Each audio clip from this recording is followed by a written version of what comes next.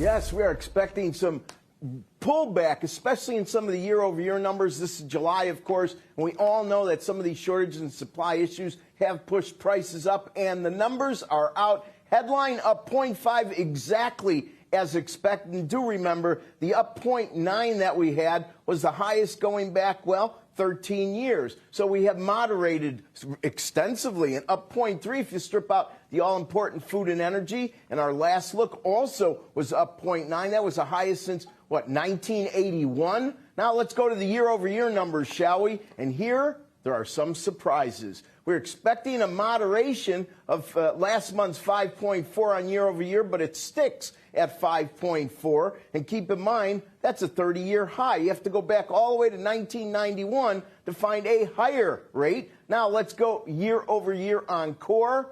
Up 4.3, exactly as expected. It did moderate a bit from up 4.5. That was the highest in 30 years. And we're not done. We normally don't pay as much attention to real weekly and hourly earnings on a year-over-year, but we are going to this time because they have set all-time records on the low side.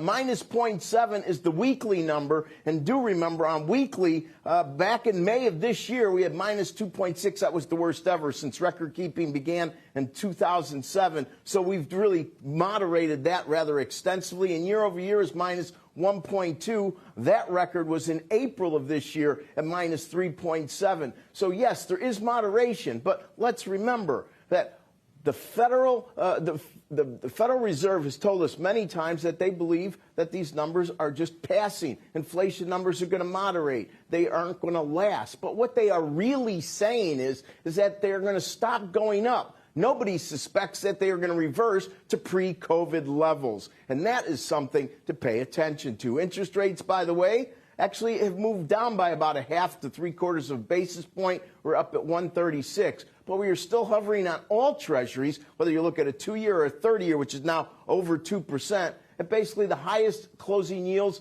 in about a month. And today, of course, we have a 10-year note auction that probably should be paid attention to, considering that just last Wednesday we had a low of 1.12%.